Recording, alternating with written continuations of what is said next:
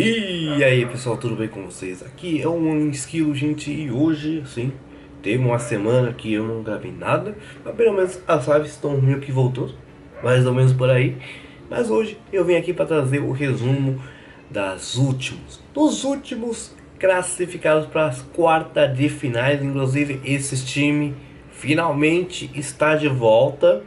Só não sei se na próxima rodada vai ter dificuldade, mas esse time impôs um resultado muito bom para conseguir a classificação. E obviamente vou comentar. Então, olá, vou comentar o jogo de terça-feira e de quarta-feira. E obviamente vou começar pelo jogo de terça-feira, né? Que tivemos Arsenal contra Porto e Barcelona contra Napoli. E ainda estou pensando em também trazer um pouco da Libertadores, porque a pré-Libertadores está aqui e vamos ter pelo menos um brasileiro ficando fora e outro conseguindo se classificar, porque temos jogo de volta entre Botafogo e o Bragantino. Então vamos nessa. Eu vou começar pelo jogo do Barcelona contra Napoli, o jogo que aconteceu lá no Estádio Olímpico de Barcelona. E o Barcelona, que empatou o primeiro jogo contra o Napoli lá no estádio Diego Maradona, teve que apenas meio que vencer, né? Ou se não, sofrer um pouco. Imagina se o jogo fosse para prorrogação e para os pênaltis, a mesma coisa que aconteceu com outro jogo. Bem, o Barcelona ganhou por 3-1 em cima da Napoli, que a Napoli também essa temporada não está sendo a magistral como a temporada passada, né? Que foi campeão do campeonato italiano. Esse time agora do Napoli está mais ou menos no meio da tabela essa temporada. Tá meio ruim a situação do nosso Napoli nessa temporada. E o Barcelona, que não tem nada a ver com isso, mesmo sabendo que passou por tá passando por uma temporada também muito turbulenta, tá em segundo, tá atrás do Real Madrid no Campeonato Espanhol. E se bem que também, né, sofreu muito também nas mãos do Real Madrid, que está sempre destruindo agora o Barcelona. Mas tudo bem. O importante é dizer dessa partida. O Barcelona, que praticamente já abriu o placar aos 15 e 17 minutos, né? Praticamente uma diferença de apenas 2 minutos aqui, para uma grande vantagem em cima da Nápoles, né? Praticamente Fermín Lopes marcou seu primeiro gol e depois o João Cancelo fez o segundo gol depois de um rebote que a bola bateu na trave, né, do chute do Rafinha, e ele empurrou para o fundo das redes, né? Beleza, já estava uma grande vantagem, já estava praticamente 3-1 no agregado. O Napoli diminuiu com o Ramadi, depois de aparecer assim no meio da zaga, sem ninguém marcar, ele só empurrou para o fundo das redes, sem nenhuma chance pro Ter Stegen. Aí o agregado estava 3-2. O jogo continuou, foi para lá, foi para cá. A Napoli estava muito perto de empatar o jogo por bastante tempo, né? Só que não estava tendo a sorte de a bola entrar no gol, e o Ter Stegen também estava fazendo várias defesas muito boas. Mas e aí, praticamente aos 83 minutos, boa troca de passes lá no ataque, o Barcelona encontrou Lewandowski só para empurrar para o fundo da rede, depois do Sérgio Roberto, que entrou no segundo tempo, que só jogou 15 partidas nessa temporada, inclusive ele estava com a faixa de capitão, fez a assistência para o Lewandowski só empurrar para o fundo da rede e aí decretar finalmente a vitória do Barcelona e conseguir passar para as quartas de finais. Muito bom esse resultado do Barcelona. Estava precisando muito, inclusive também porque o nosso Xavi também vai estar saindo no final dessa temporada. Então, praticamente é para dar um pouco de suspiro para o trabalho do Xavi. E no outro jogo tivemos o Arsenal contra o Porto lá no Emirates Stadium, na casa do Arsenal. O jogo que praticamente começou com o Arsenal já fazendo gol no primeiro tempo com o Trossard. Isso mesmo, o Trossard fez o primeiro gol e o único gol da partida pro Arsenal. Inclusive rendeu uma foto maravilhosa. Praticamente quando terminou o primeiro tempo, ele foi conversar com o juiz. E, inclusive o juiz, de uma maneira bem bizarra, parece muito o irmão mais velho ou o pai do Trossard. Porque se a gente for olhar em comparação, os dois, a face deles eram muito parecidos. E praticamente isso era um momento extraordinário que aconteceu na partida. E aí o jogo continuou. Segundo tempo não teve nada. O jogo foi para prorrogação e também não aconteceu nada nos dois tempos da prorrogação. E o jogo aí foi para os pênaltis. e o goleiro Raya, que às vezes é muito discutido por que ele conseguiu pegar a vaga do Ramsdale, que fez uma temporada fantástica na temporada passada com o Arsenal. Ele pegou essa titularidade e olha só, ele brilhou pra caramba nas cobranças de pênalti. O Arsenal praticamente acertou todas as suas cobranças de pênalti, seria uma chance para o goleiro Diogo Costa, e o Raya pegou 2 pênaltis importantes que decretaram a vitória do Arsenal depois de 14 anos, sim. Depois de fucking 14 anos, o Arsenal conseguiu passar para as quartas de finais. Olha só que loucura, cara. Não dá pra acreditar que o Arsenal não conseguiu passar das oitavas de finais por 14 anos. Lembrando que o Arsenal também ficou fora da Champions League por bastante ano também. E olha só, voltou agora com o novo treinador, o Arteta, e o time finalmente está numas quartas de finais. Parabéns pro Arsenal.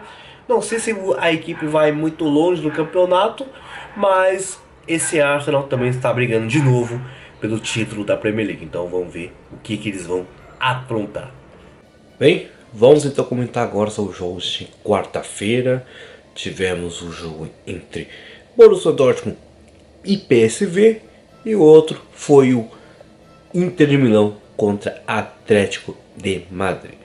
Eu vou comentar o jogo que foi decidido praticamente no último minuto e que foi emoção até o final. Parecia que não, né? Porque praticamente já no começo do jogo, sim, em 3 minutos, o Jadon Sancho, isso mesmo, o Sancho que foi literalmente chutado no Manchester United, o Ten Hag que não recebeu nenhuma desculpa do Sancho durante esse tempo todo. Então praticamente o Sancho só estava recebendo dinheiro, não estava nem treinando, né? Ele era proibido de treinar lá na equipe. Foi lá nesse período de janeiro, foi pro Borussia Dortmund e fez seu primeiro gol aqui da partida. E chutou muito e fez um chute bem bonito, diga-se de passagem. Beleza, o PSV no finalzinho do jogo começou a assim fazer uma pressão, chegando bem perto do gol. Perdeu uma grande chance com o Luuk de Jong.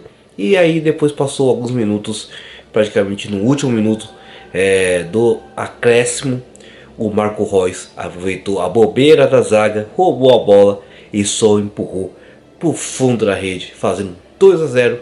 E o Borussia Dortmund está nas quartas de finais. E agora tivemos mais outra partida que foi decidido literalmente nos pênaltis e com muita emoção também. Tô falando do jogo entre Inter de Milão e Atlético Madrid. O jogo aconteceu lá na Espanha, né, na casa do Atlético Madrid, lá no Wanda Metropolitano. E o jogo tinha começado assim, on fire, para Inter de Milão. E olha só, se a Inter de Milão fazendo um gol, tava meio que abrindo uma vantagem de 2-0, né? Porque a Inter de Milão ganhou o primeiro jogo lá da Itália. O Di Marco marcou seu golzinho, só que passou 2 minutos depois, o Griezmann já empatou a partida, isso mesmo, o Griezmann empatou a partida 1-1 e o jogo ficou assim nesse momento muito tenso.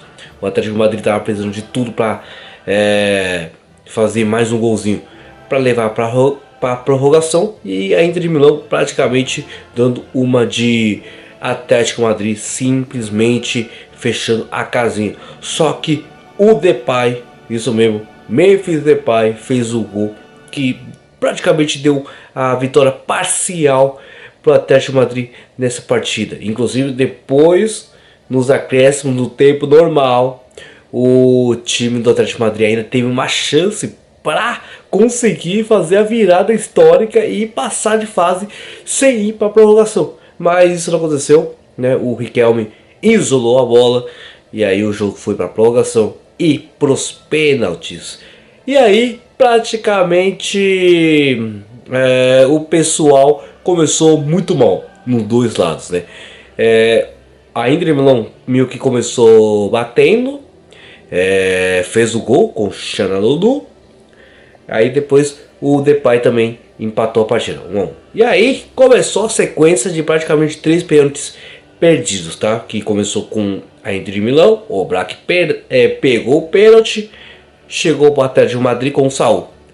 O Sommer pegou e depois voltou para Inter de Milão. E também o Oblak pegou mais uma vez. Literalmente o Oblak estava on fire. Aí finalmente acabou. O Atlético de Madrid fez mais um gol e ficou desta maneira até chegar no nosso Lautaro Martínez, que precisava fazer o gol de qualquer maneira para manter vivo a chance do Inter de Milão nos penais. Só que ele infelizmente isolou e ele mantém a cisma que praticamente em jogos importantes ele parece que é pipoqueiro, né? Porque é inacreditável. O cara, realmente um dos melhores artilheiros nesse campeonato europeu dessa temporada.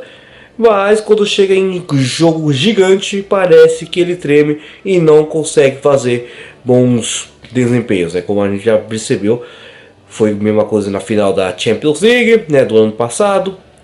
Na Argentina, que parece que ele sempre não consegue fazer nenhum jogo essencial. Assim, tirando que pelo menos teve uma partida que foi bom, que foi contra a Holanda, que pelo menos ele acertou seu pênalti, né?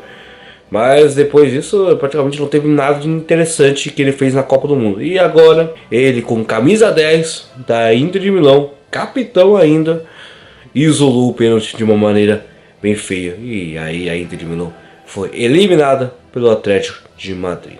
E para fechar, gente, como eu tinha falado no começo deste vídeo, sim, temos a pré-Libertadores, né, que teve o duelo entre Botafogo e o RB Bragantino para decidir quem ia para a fase de grupos da Libertadores. E o nosso Botafogo conseguiu manter o empate contra o RB Bragantino. Bem, o jogo foi 1 a 1, né? Lembrando que o Botafogo ganhou o primeiro jogo por 1 a 0.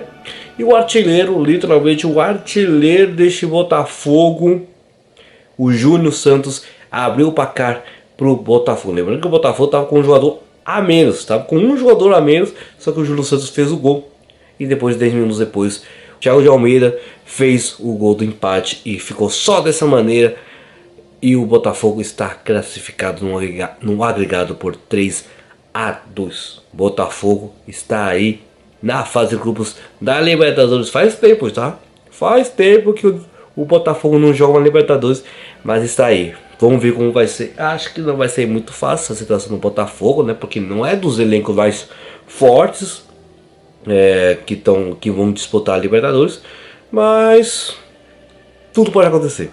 Tudo pode acontecer. Mas é isso, gente. Espero que tenham gostado. A gente se vê na próxima. Falou!